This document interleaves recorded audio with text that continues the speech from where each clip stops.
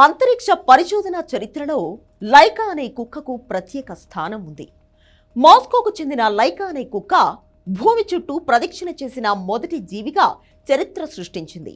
ఇది అంతరిక్ష ప్రయాణంలో కీలక మైలురాయిగా చెప్తారు. ఆ సమయంలో అందుబాటులో ఉన్న పరిమిత సాంకేతిక పరిజ్ఞానం, పరిశోధనల కారణంగా మానవులు అంతరిక్ష ప్రయాణాలు చేయడం సాధ్యం కాలేదు. తత్ఫలితంగా సోవియట్ యూనియన్ శాస్త్రవేత్తలు అంతరిక్ష ప్రయోగాలకు జంతువులను ఎంచుకున్నారు. అయితే లైకా కథ కేవలం సంచలనమే కాకుండా ఆ కుక్క చేసిన ప్రాణ త్యాగానికి కూడా ప్రతీకగా చెప్తారు.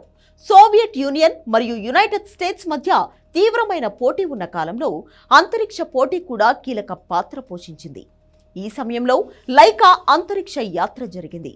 మొదటి కృత్రిమ ఉపగ్రహం స్పుత్నిక్ 1 విజయవంతంగా ప్రయోగించిన తర్వాత అక్టోబర్ విప్లవం సందర్భంగా 40వ వార్షికోత్సవంలో నికితా క్రుష్చేవ్ అంతరిక్షంలో విజయం సాధించాలని పట్టుదలగా అడుగులు వేశారు. అప్పటి అంతరిక్ష ప్రయాణం, అంతర్గ్రహ పరిశోధనలు ప్రారంభ దశలోనే ఉన్నాయి.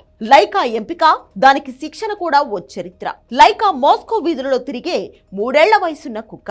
శాస్త్రవేత్తలు ఈ ప్రయోగం కోసం వీధి కుక్కలనే ఎంపిక చేశారు. ఎందుకంటే అవి చాలా దృఢంగా ఉంటాయని, ఎలాంటి పరిస్థితిలో అయినా జీవించేందుకు, ప్రతిఘటనలను ఎదుర్కొనేందుకు సిద్ధంగా ఉంటాయనేది వారి నమ్మకం. దీనితో లైకాను అంతరిక్ష ప్రయాణానికి సిద్ధం చేశారు. ప్రత్యేక జెల్లీతో కూడిన ఆహారాన్ని తినడానికి, అంతరిక్ష నౌకలో ఉండే ఇరుకైన స్థలంలో పడుకోవడం, నిలబడడం, గురుత్వాకర్షణ మార్పులను అర్థం చేసుకోవడానికి కుక్కకు ట్రైనింగ్ ఇచ్చారు. లైకా అంతరిక్ష ప్రయాణం నవంబర్ 3, 1957లో జరిగింది.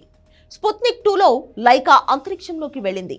ఒక జీవిని కక్షలోకి పంపే సాధ్యాసాధ్యాలను అంచనా వేయడం, అంతరిక్షంలో శరీర మార్పులను అంచనా వేయడానికి ఈ మిషన్ చేపట్టారు. అయితే లైకా ప్రయాణం విషాదకరంగా ముగిసింది. అక్కడి పరిస్థితులను లైకా తట్టుకోలేకపోయింది. లైకాను పంపడమే గాని తీసుకురావడంపై రష్యా దృష్టి పెట్టలేదు. ప్రయోగ సమయంలో భూమికి తిరిగి రావడానికి రక్షణ కల్పించే సాంకేతిక పరిజ్ఞానం లేకపోవడంతో లైకాను తిరిగి తీసుకురావడానికి ఎటువంటి ప్రణాళికలు లేవు. లైకా 2 రోజులు మాత్రమే అంతరిక్షంలో జీవించినట్లు రష్యా చెప్పింది. కానీ పైకి వెళ్లిన కొన్ని గంటల్లోనే లైకా చనిపోయిందని నాసా చెప్పుకొచ్చింది.